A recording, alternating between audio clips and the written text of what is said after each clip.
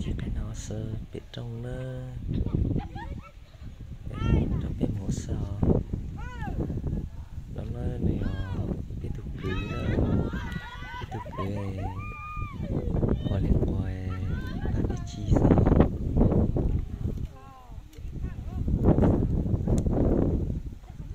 nó từ là đi xe thì đó cái trong bên ông là dẻo sân ấy dọn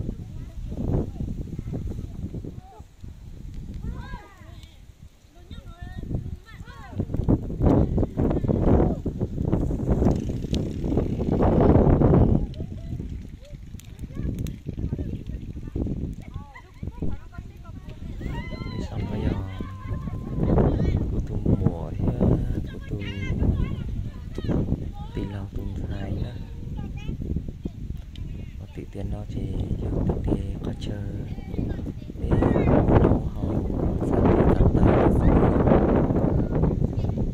để chúng ta xem là điều kiện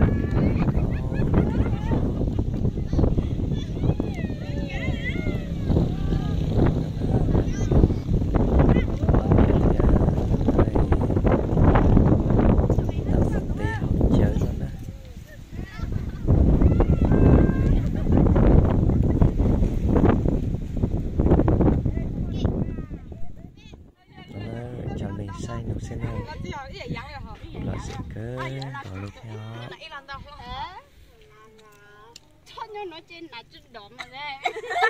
hay nhận thì sẽ tao sáng cho mà tôi để tay tao chơi cơ vào đi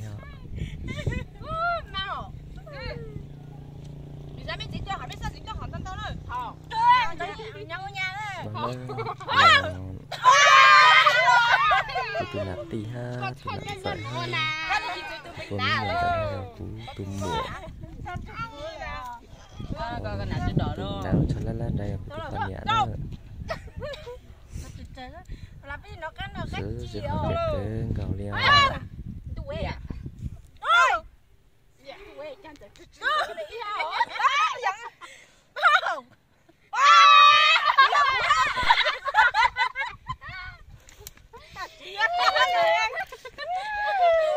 vui ha gì tao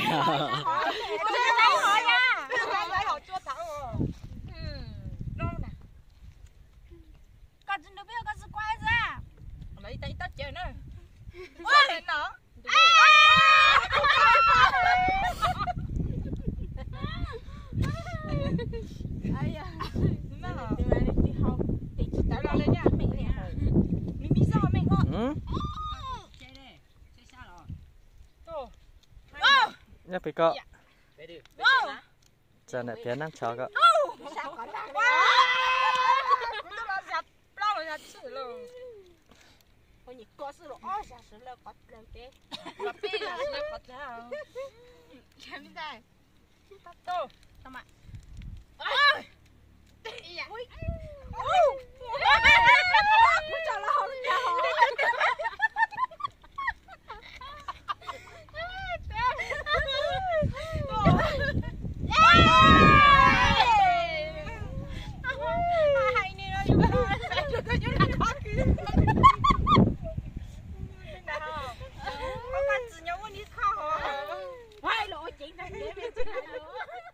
này là ly đặc biệt là mò ủa ha hả rồi cái cho xin dạy họ cái gì họ cho tin họ nữa được cái món cha nữa sang cha là nó cái món sò đây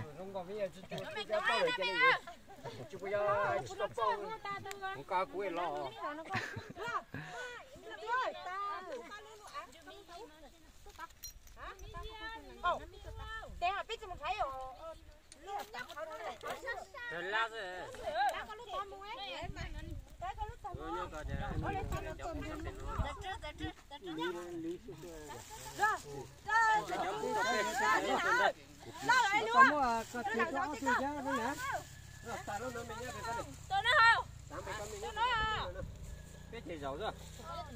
Giàu chứ. Cái nhau là nhá mà.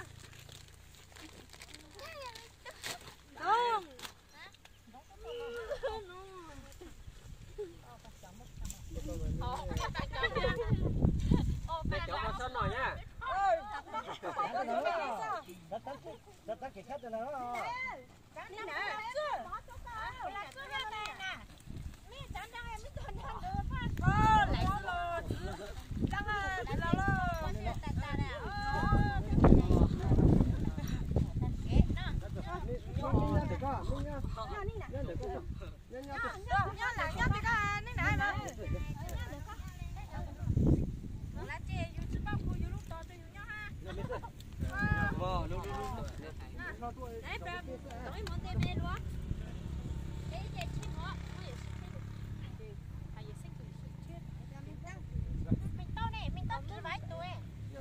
Lâu chơi đó. Lâu chơi cho mình có ai. Lo ta. Lo ta. Rau. Có tay đi mình giống bọn này. Đi tao bên này, tao nhóm bên này.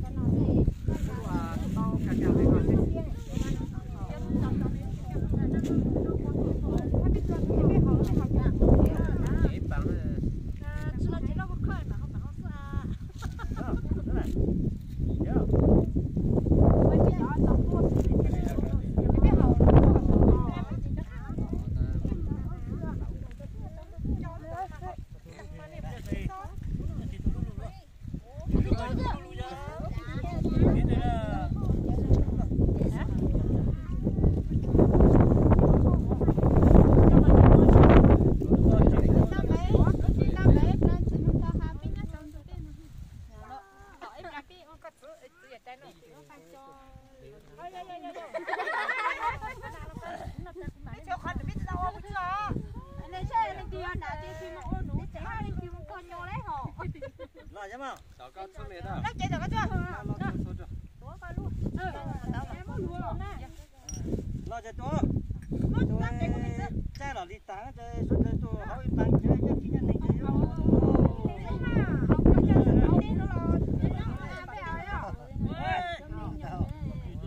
Đúng mẫu hả sao? Chưa? Rồi. Ôi, nó sao đó, cho mà.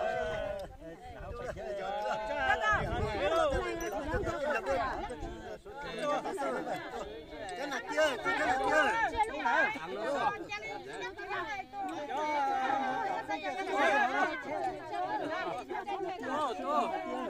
Bên trong này có. Tôi bây giờ, ô.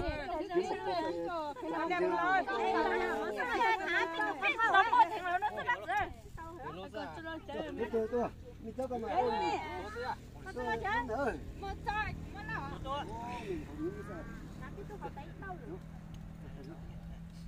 Sao thế nào?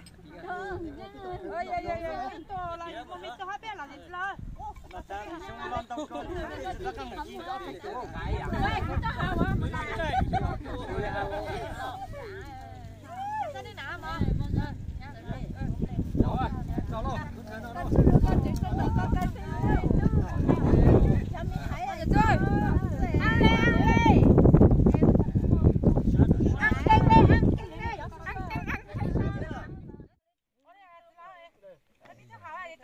Tao có cho tao là đi cho nó nữa. Chưa cả cái con mới rồi.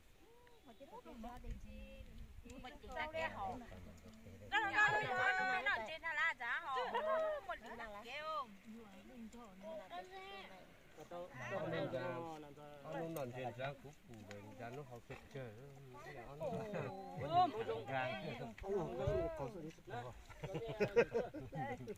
Có xong rồi gì có hóa xả. Đó. Mỗi lần nó cái lúc lâu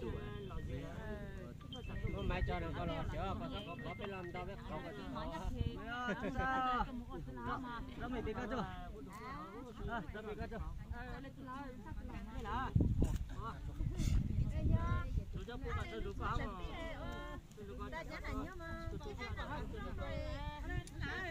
lỡ những video hấp dẫn.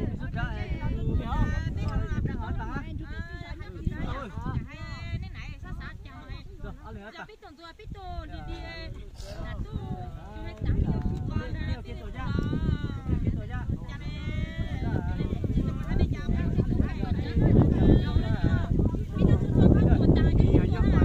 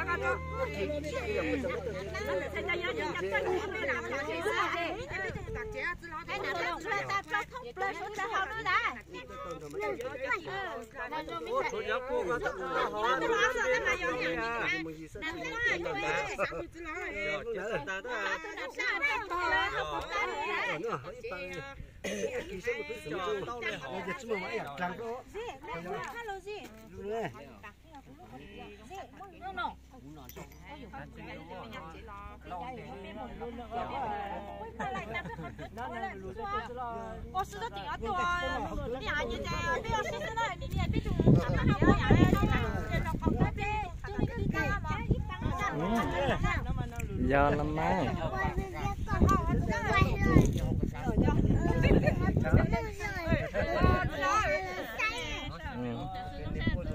có lên hò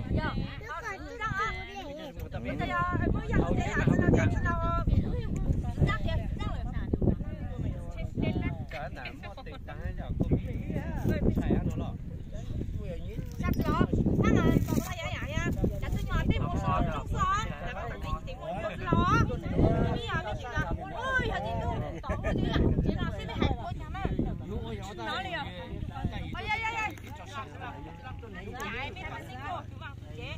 Chẳng có cái có hai cái hả? Đặt từ giờ cũng có là mua cây mỏ bút tô cho nó không biết chẳng rồi. Ôi, đi nó nọ xe rồi. Không có mình ấy. Nó về gạo. Lên chỉ lo cái xe chạy rồi. Đi ăn rồi. Chính tao là tao cái số tiền. Bây giờ nãy tí lo lấy cho mấy tuổi biết được sự thằng nó. Cho tiền gì nó cũng cho số tiền nhiều tao lúc tao. Mấy tuổi mua sự thằng này nó sẽ mấy cái biết sự tao. Ô, không nằm mọc cũng một chân nằm mọc đó nhiều cũng nằm mọc pin một tí muốn cho tao nó chẳng đó. Chẳng một giá nữa vậy. Có biết tuần chỉ có phụ gì giá thôi. Cho thì thích cho nhưng mà Chỉ mà thích thế nữa. Mấy thích thế liệu.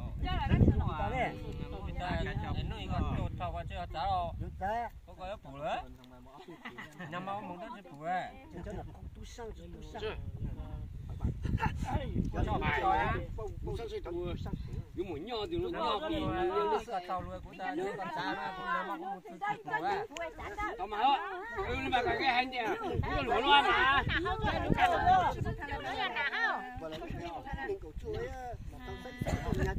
Cái con không chỉ nhớ rồi.